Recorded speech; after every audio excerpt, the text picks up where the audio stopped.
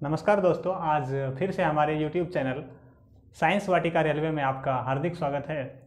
तो आज हम लोग जो सीखने जा रहे हैं इतिहास प्राचीन भारत का, 6ठी सदी ईसा पूर्व का भारत, यानी कि 500 ईसा पूर्व के समय की बात है।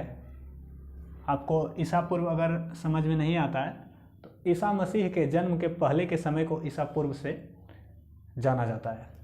तो ईसा मसीह के 500 से 600 साल पहले का जो भारत हुआ करता था उनके बारे में हम लोग जानेंगे।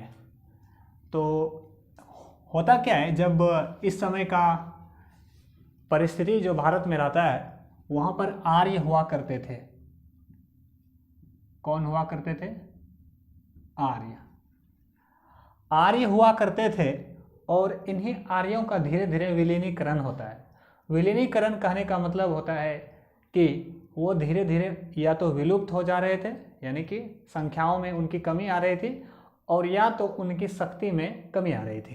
तो इस तरह से आर्य का विलीनीकरण हो रहा था। आर्य का विलीनीकरण हो रहा था। तो इस कारण ही भारत के विभिन्न क्षेत्रों में छोटे छोटे जनपदों का विकास होता है। किसका? जनपद। अब जनपद क्या बोलेंगे? जब किसी विशेष क्षेत्र में किसी एक व्यक्तिगत राजा के द्वारा शासन संभाला जाता है उस क्षेत्र का, तो उसको क्या नाम दिया जाता है? जनपद। और इसी काल में भारत के राजनीतिक इतिहास का प्रारंभ माना जाता है। ये पॉइंट आपको नोट करना है। इससे पहले जो भारत का इतिहास रहा है उसमें खास तौर पर राजनीति ज़्यादा दिखाई नहीं पड़ती है।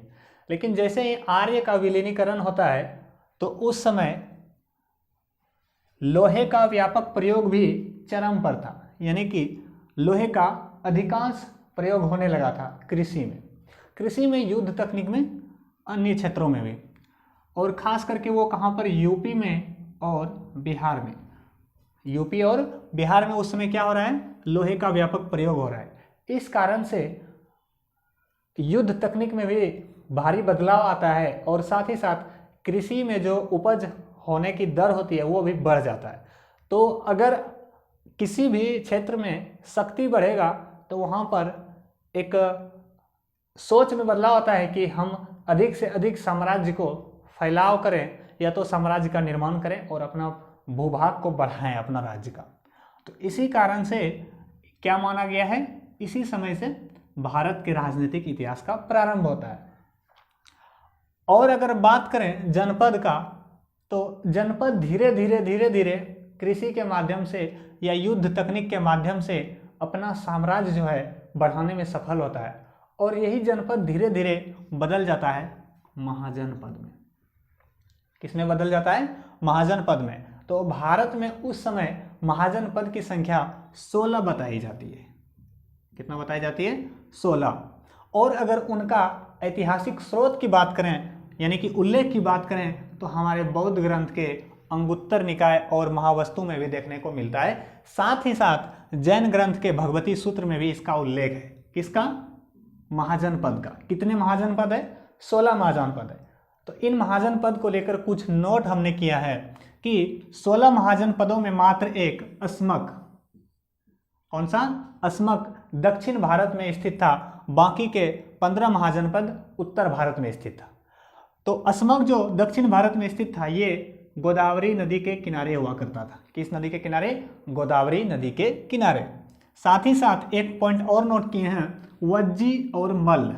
ये जो 16 महाजनपदों में वज्जी और मल्ल थे, वहाँ पर गणतंत्रात्मक शासन व्यवस्था था। गणतंत्रात्मक मतलब प्रजातंत्र, यानी कि प्रजा द्वारा शासन चलाया जाता था। कहाँ पर? वज्जी और मल्ल में। दो ऐसे महाजनपद थे। क्वेश्चन इस तरह से आता है, ऐसे महाजनपद कौन से हैं जहाँ पर कि 6ठी शताब्दी ईसा पूर्व में गणतंत्र हुआ करता था? तो कौन से है? वज्जी और मल्ल। वज्जी के ही एक गणराज्य, छोटे से जो राज्य को छोटा कर राज्य को भी विभाजित जो किया जाता है, लिच्छवी हुआ करता था। तो लिच्छवी का जो राजधानी था वैशाली था, इनको लिच्छवी को विश्व का प्रथम गणतंत्र माना जाता है। ये बहुत ही इंपॉर्टेंट चीज़ है। आप एसएससी की एग्जाम की तैयारी कर रहे हो, रेलवे की एग्जाम की तैयारी कर रहे हो, आप सिंपली वे में बात करें, अगर आप जीएस की तैयारी कर रहे हो तो ये टॉपिक जो है 6ठी सदी ईसा पूर्व का भारत बहुत महत्वपूर्ण होता है। तो इसीलिए आप लोग वीडियो को अंत तक देखते रहिए। और इसमें भी 16 महाजनपदों में भी सर्वाधिक शक्तिशाली महाजनपद 4 हुआ करते थे। कितना? 4। कौन कौन से थे? मगध, कौशल, वत्स और अवंती। ये 4 सब सर्वाधिक शक्तिशाली महाजनपद थे। उसमें भी इन 4 सर्वाधिक शक्तिशाली में भी सबसे अधिक शक्तिशाली कौन हुआ करता था? मगध साम्राज्य। कौन हुआ करता था?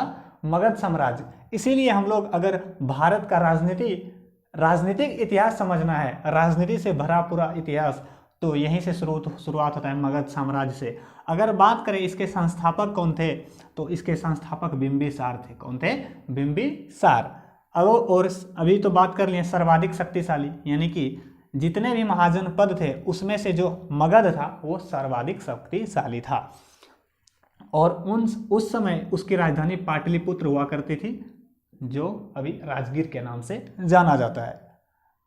तो आशा करते हैं कि आपको यहाँ तक समझ में आया। अब हम लोग बात करेंगे मगध साम्राज्य के जो संस्थापक थे बिंबिसार, इन्होंने एक वंश की शुरुआत किया था, और उस वंश से हम लोग आगे बढ़ेंगे।